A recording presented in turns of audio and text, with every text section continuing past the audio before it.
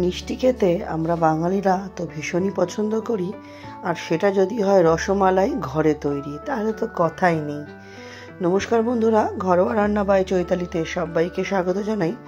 আজকে আমি আপনাদের রসমালাই করে দেখাবো। তার জন্য আমি এখানে 500 ml দুধের প্যাকেটটা নিয়েছি, মানে এক প্যাকেট দুধে আমি রসমালাইটা করেছি। এক প্যাকেট দুধ কড়াইয়ের মধ্যে দিয়ে, দেখুন আমি মেট্রো রিচ মিল্ক নিয়েছি। কড়াইয়ের মধ্যে দিয়ে আমি এটাকে ছানা কাটাবো। হালকা কিছুক্ষণ একটু যখন গরম হয়ে যাবে, এর মধ্যে আমি ভিনিগার দিয়েছি। ভিনিগার আমি এখানে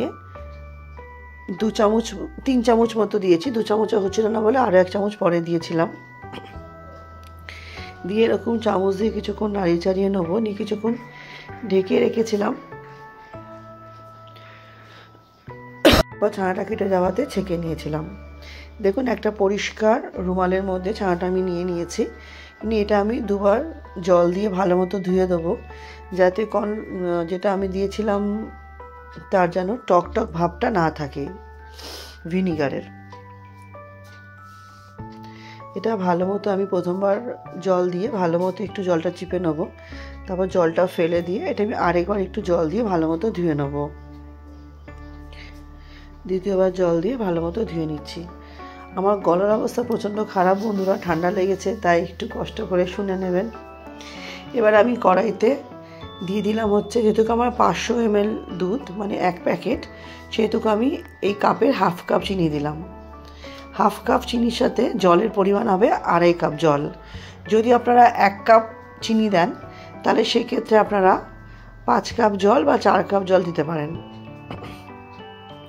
আমি এখানে 2 কাপ আর আরেকটু মানে আরেকটা কাপে আরেকটু 2.5 কাপের একটু অল্প দিয়েছি। আর এদিকে দেখুন আমার ছানাটা হয়ে গেছে, আমি রুমাল থেকে বার করে নিলাম। পরে এটা হাতের মাধ্যমে একটু ভালো মতো আমি মেখে নেব। রুমালে যেটুকু লেগে আছে সেটুকুও বার করে নিলাম, সবটা তো নেওয়া গেল না। এবার এটাকে আমি হাতের সাহায্যে ভেঙে নিয়ে একটু ভালো মতো এটাকে আমি মেখে নেব, যাতে কোনো রকম দানা ভাবটা না থাকে। এটাকে বাইন্ডিংয়ের জন্য এর মধ্যে আমি 2 চামচ মতো ময়দা দিয়েছি। 2 চামচ মতো ময়দা দিয়েছি, আর বেকিং পাউডার দিয়েছি খুব সামান্য, মানে ছোট যে চা চামচগুলো হয়, ছোট চা চামচের 4 ভাগের 1 ভাগ, খুব সামান্য বল দিয়েছি।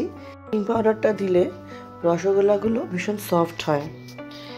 এবার সমস্ত উপকরণগুলো খুব ভালো মতো আমি এবার মেখে নেব, যাতে খুব মসৃণ হয়ে যায়, যাতে কোনো রকম দানা দানা ভাব না থাকে। দেখুন এটা আমার ভালো মতো মাখা হয়ে গেছে।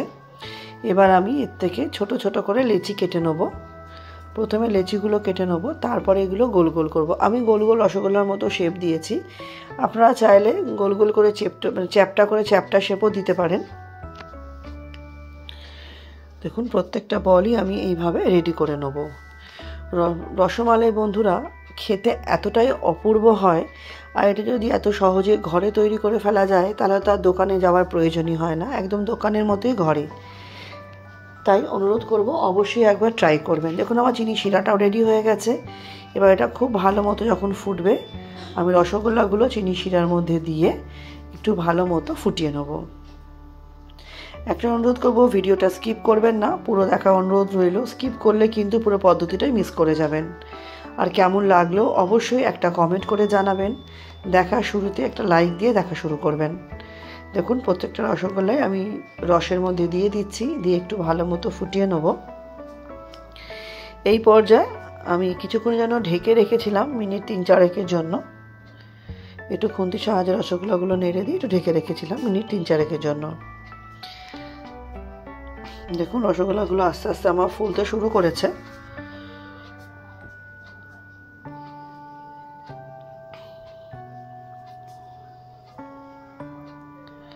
আমার রসগোল্লাগুলো প্রায় রেডি হয়ে গেছে।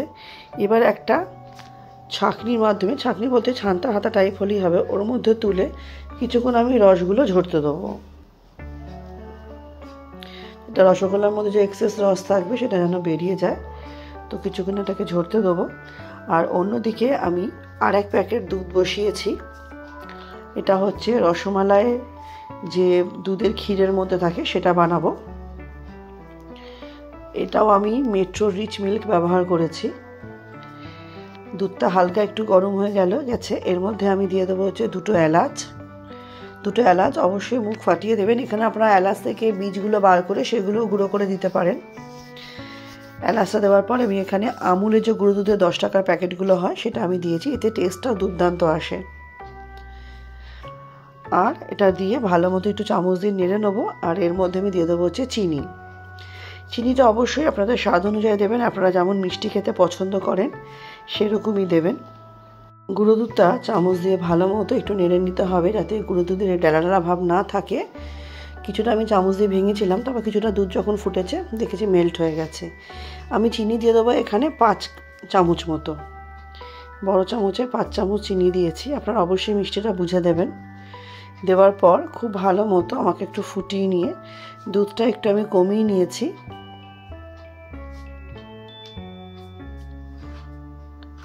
এখন ভালো মতো একটু চামচ দিয়ে নেড়ে নিয়ে দুধটা একটু ভালো মতো আমি ফুটিয়ে নিয়েছি। তারপরে কিন্তু আমি রসগোল্লাগুলো দেব।